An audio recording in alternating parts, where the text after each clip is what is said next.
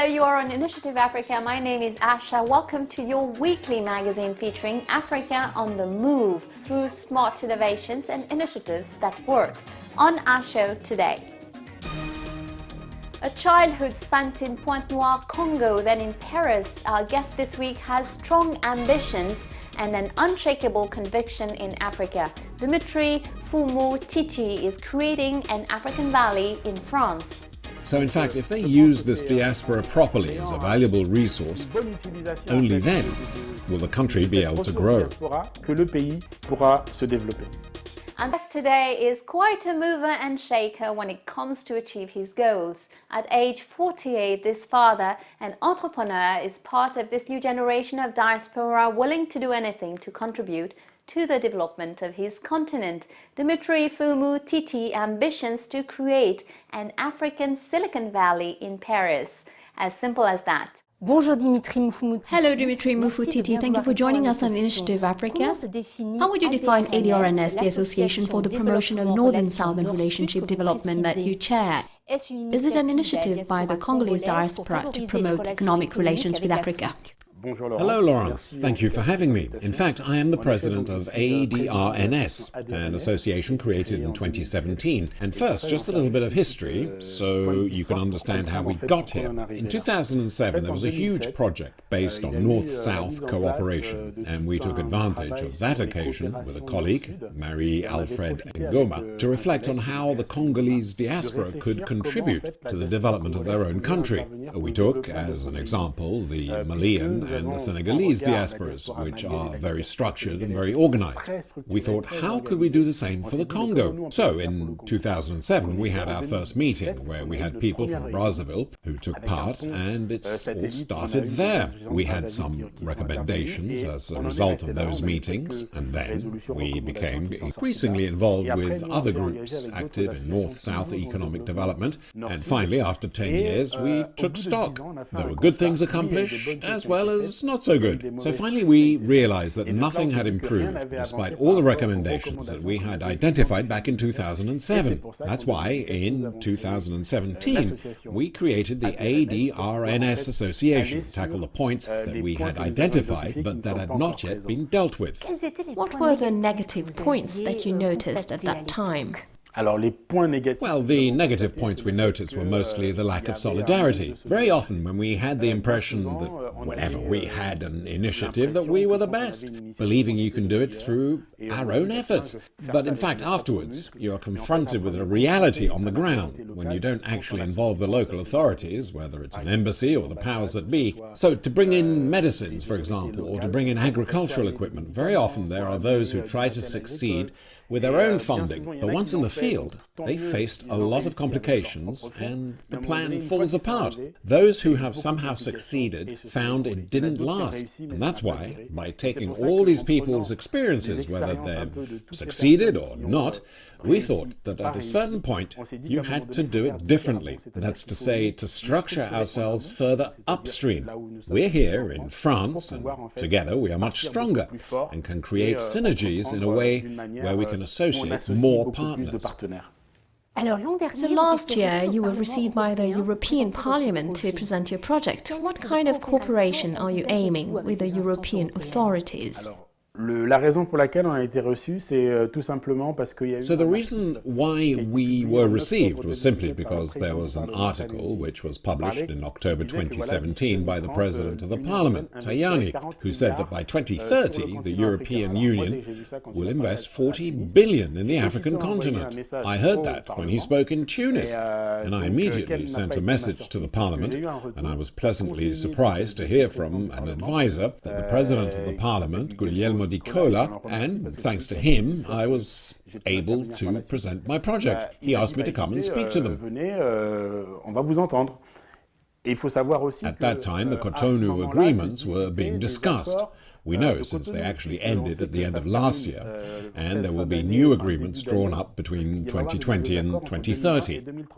As a civil society, Adrns decided to make the most of this opportunity. There are some articles in Parliament which state civil societies can take part in certain engagements, and in any case we wanted to contribute with the initiative of creating a physical place in Europe, an African valley, that will become the bridge, the open door to Africa to bring investors or the children of Africa who live in France to finance projects on the continent. d'Afrique qui sont en France pour pouvoir aller investir de l'autre côté. So that's when we presented to the parliamentary advisors, and then it opened doors to various commissions, where we were advised to meet and speak with or write to the relevant stakeholders. He contacted us when a delegation of deputies from the Pan-African Parliament came to Brussels for training, and they actually planned a 45-minute meeting where I was able to take part for 15 minutes. And then there were 30 minutes of Q&A where I presented the African Valley project that we're looking forward to setting up very soon. You've just mentioned that the major project of your association is to set up the African Valley in France, which would be both an incubator and a co-working space. But what would be its singularity compared to other Parisian co-working spaces? We digress for a moment, Laurence. Today, when we talk about peace, everyone flies to New York, to the UN. When we want to talk about education or culture, everyone flies to UNESCO. When we want to talk about software engineering, artificial intelligence, development of digital computing, everyone goes to the Silicon Valley. When, with all the challenges we know facing Africa by 2030, we ask, is there a place to go to think about African development and where we can actually find different actors all in the same place? Well, it doesn't exist. And this was really the root of the issue. You asked what would make it different. Firstly, we're going to create something that doesn't presently exist. So once it's been created, what is it going to be? Well, it'll be a place for African skills. It will be a place for the expertise of those who have an interest or an affinity with the African continent. We will be able to bring those who want to invest in the continent, as we know all too well that Africa is a market where everyone in the world today is competing. You've got the Russians, the Chinese, the French. So isn't it better to take the children, the Afro-descendants from Europe, and to go to each country of origin where they are able to develop markets? So that's what our credo is. It's our bet that here in France we have executives who work today in large French corporations, like the SNCF Railways, or have graduated from ESSEC, like I did. At some point, we have to also give back to the country of origin what we received. So we think that if people come to the African Valley to meet peers they can rely on, and by peers I mean people who share the same trades or the same affinities, they will meet professionals, people who know the countries, who can open doors for trade to provide information on how those countries operate, and people who understand how intercultural management works, because we don't necessarily understand the culture in Africa or how to manage there. I live in Europe, so there is all this knowledge here. All these sort of exchanges need to be organized before companies start pouring a lot of money into R&D. We can help them save money if they come to actually meet people who know all about their countries of origin and see how they can invest in a secure manner by working with us to develop their business. Your association has now more than 2 years of existence. How do you analyze the benefits but also the obstacles facing the African diaspora to improve dialogue, northern-southern cooperation and become a real engine for development? Alors là-dessus, je vais d'abord commencer par ce qui bloque et pour finir. Let me start with what is currently blocking us and finish on a positive note and what we hope to achieve.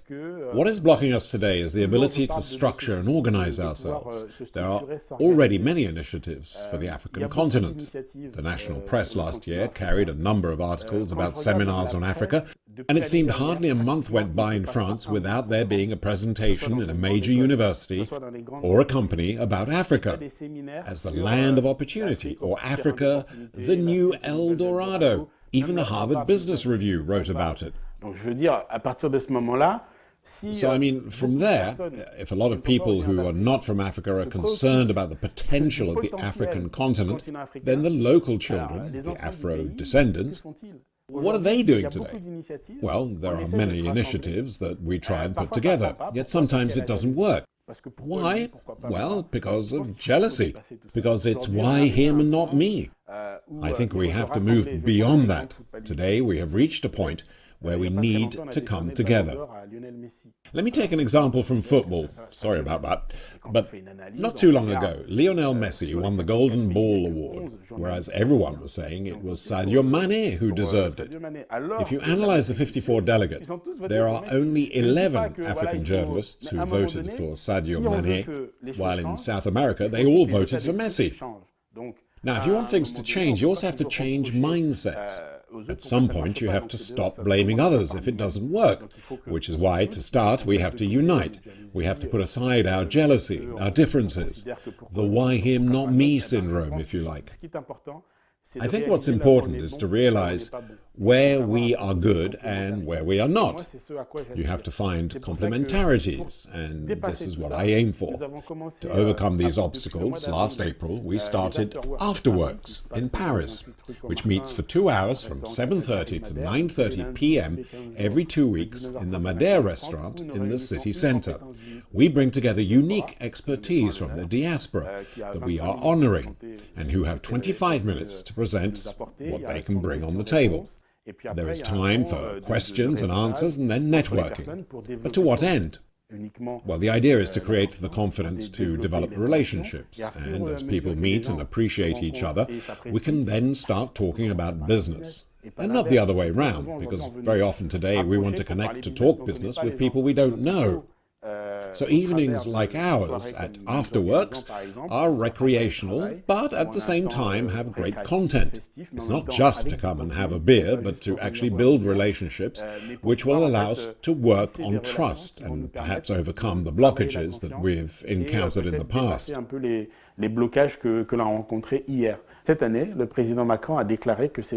President Macron declared 2020 would be the year of Africa in France.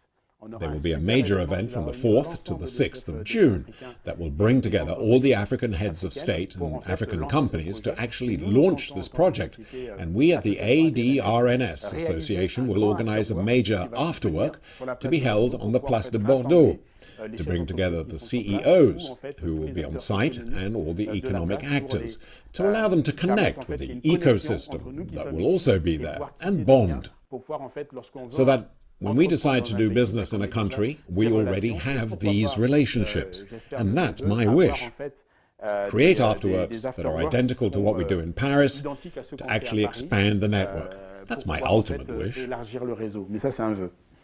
Que diriez-vous aux Africains? But what would you like to say to the Africans, or millions of Africans who are hearing about what the African diaspora can bring? This African diaspora in France in particular, what can it bring to Africa today? Ce qu'elle peut apporter à l'Afrique aujourd'hui. Alors, pour cela, je vais repartir sur un événement. I'll go back to an event in 2018 held in Marrakesh. It's an event called Africa City, which actually brought together all the African mayors. So in 2018, I was invited as a panelist precisely to talk about the contribution of the diaspora in relation to our cities. La contribution de la diaspora par rapport aux villes. Et là, on a eu un maire d'une ville. And there was a mayor of a city in Burkina Faso who explained to us that he was a little bit embarrassed to see the diaspora invade his village during the summer, but at other times, his village is deserted. When the summer comes, it's packed everywhere, sending the wrong message to the people and the children who live there. Et ce qui fait que les enfants qui restent sur place, voyant ça, ils ont qu'une seule. Seeing that, they have only one idea in mind, which is to actually leave the place. Everything that's been happening, the news about young immigrants who unfortunately drown at sea, we must be very careful. Malheureusement en mer. Il faut faire attention. So we are here today. For me, for example, it's been more than 25 years that I've lived in France, and everyone is eyeing Africa. And we can see today that even though some of us might be working in big companies, the future is in Africa. Moi, j'encourage en fait les gens aujourd'hui à... I actually encourage people today to say that the potential is in Africa rather than wanting to leave the country. Le pays, nous l'avons fait aujourd'hui parce que nos parents We did l'ont it fait. because our parents did it. Look at me, I'm the young generation and I want to invest in Africa. So it's the other way round now. There are opportunities, there is potential on our continent.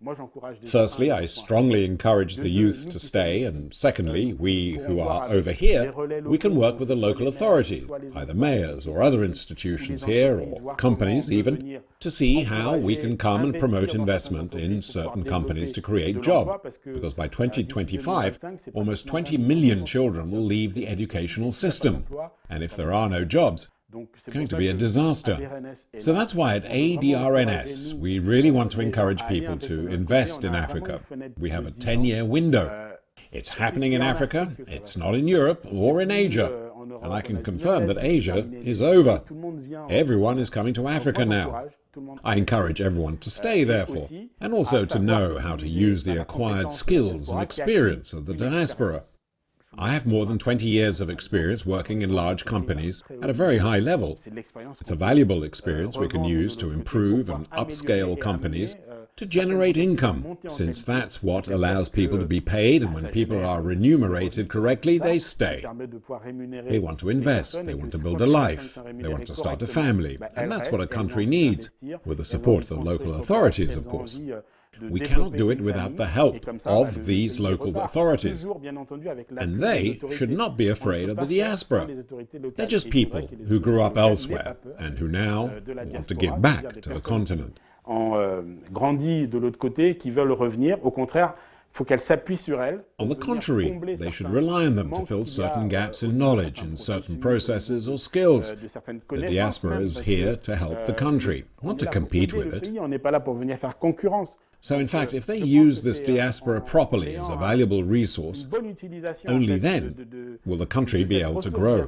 Que le pays pourra se développer. Merci beaucoup. Thank you very much. Thank you, Laurence. You were watching Initiative Africa. Well, that's it for today. If you want to catch our show again, tune in our Vimeo and YouTube channels. And we're back again next week, same time, same channel with Business Africa, your appointment with the African economy. Stay tuned and send us your feedback on Twitter using the hashtag Initiative Africa TV show. Have a great week. Bye-bye.